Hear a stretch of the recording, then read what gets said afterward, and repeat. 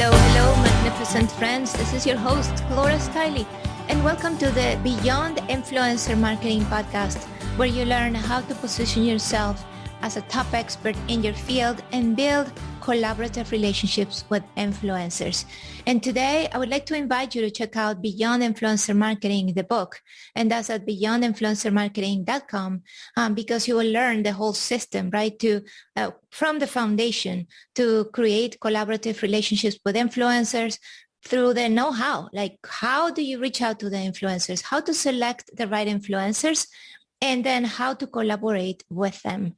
So today's topic is very much related to the foundation to position yourself as a top expert and to connect with influencers, which is how to position yourself as a thought leader when you are changing your audience.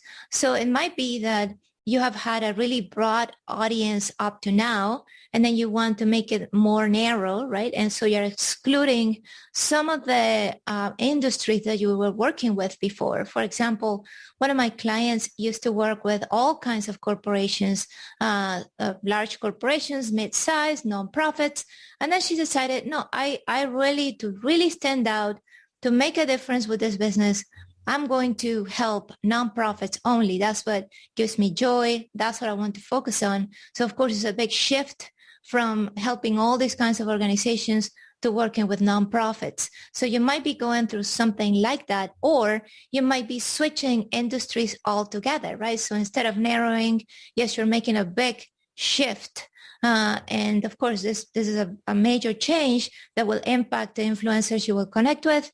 And of course, it will impact what you do in terms of how to reach that audience.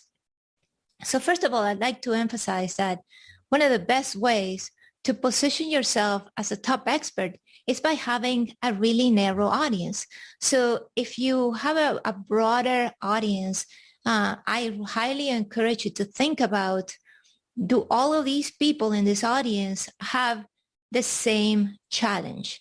And would they express that challenge in exactly the same way, right? Because sometimes, let's say that you help software companies, right? So you work with software companies, but some of the software companies are startups.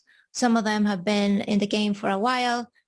So even though they both have the challenge of getting more clients, more customers, more users, the challenge that a startup is experiencing will be phrased in a very, very different way. So the first key to position yourself as a top expert is to speak their language. If you have noticed, even in yourself, when somebody is able to say or to express the problems you're going through in exactly the same way you would say it, when they describe it in such detail that you feel that they get you, that's when you start to be curious about the person, right? Be curious about their services. You want to know what they have to offer to help you. So same thing happens to ideal clients, right? When they hear you phrase their challenges and word their challenges in the same way that they would have said it, they immediately trust you. They want to learn more about you. What is it that they have to offer? So I highly, highly encourage you to have a narrow audience that shares exactly the same challenge. They would express it in exactly the same way. So then you can start positioning yourself as a perfect resource for them, right? So you might be saying, okay, that's great. I've decided to narrow my audience. This is who they are. These are the top challenges. But now, of course, now you have to get testimonials. You have to get social proof to position yourself as an expert. And not just for reaching out to potential clients, but when you're going to reach out to influencers, you have to have some sort of social proof besides your degrees, besides your certifications. There has to be more. So what do you do? What do you do when you're making this shift? Well, what I would do is reach out to past clients, people in your network, and just gather testimonials and recommendations that relate not necessarily to the products you offer, because those will change as you change your audience, but the skills that you have applied to help them, Okay, so right now you're positioning those testimonials based on your skills, based on your ethics, on the values that allow you to serve your clients in the best way possible.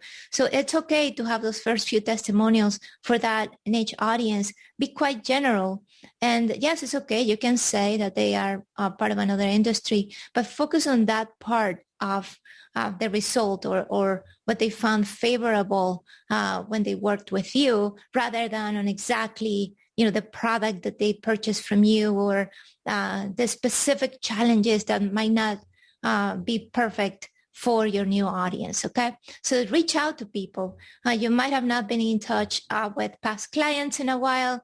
And that's actually a good opportunity to see what's going on with them and to tell them about this new shift in your business and announce it to them. And maybe they can put you in touch or help you be in touch with somebody who might be a perfect client, or somebody who is an influencer and already is reaching that audience.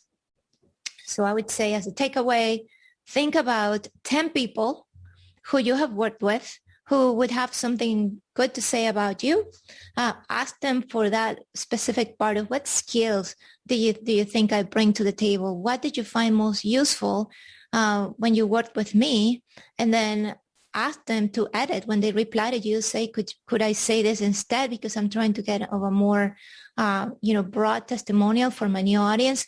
People will say yes. Make it easy for them, and then you will be on your way then to reach out your new audience. And I would say start reaching out to your new audience everywhere on social media. If you are on LinkedIn, start creating connections with them.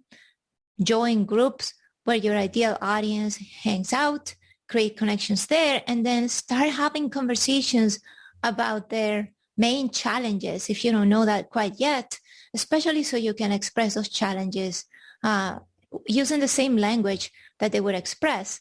And one of my clients asked me once, well, I don't get this. Like, what is the difference? If I already know their challenges, why do I need to do this? My answer was, because you need to express it in the same words. A simple example is, if you're going to say, are you having trouble going to the grocery store, or are you having trouble going to the supermarket? Just a slight difference between grocery store and supermarket actually makes a difference in the subconscious mind of your potential client. Because let's say that they call this kind of store a grocery store, and you start talking about supermarkets. They will say, well, I don't know, there's something about them that just doesn't click. There's just something about them that just is off. And that's what it is. It happens at a subconscious level. So that's why you need to capture the exact language that they speak, okay?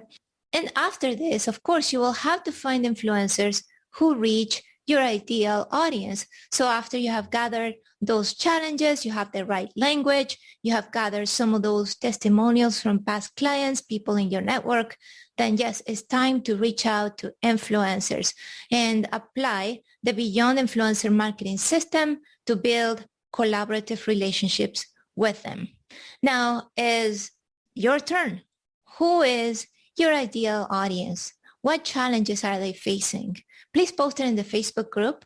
Go to ClorisKylie.com/Facebook group and just post it, because I'd love to hear who you're reaching and whether you have that language narrowed down so we can all be part of this conversation.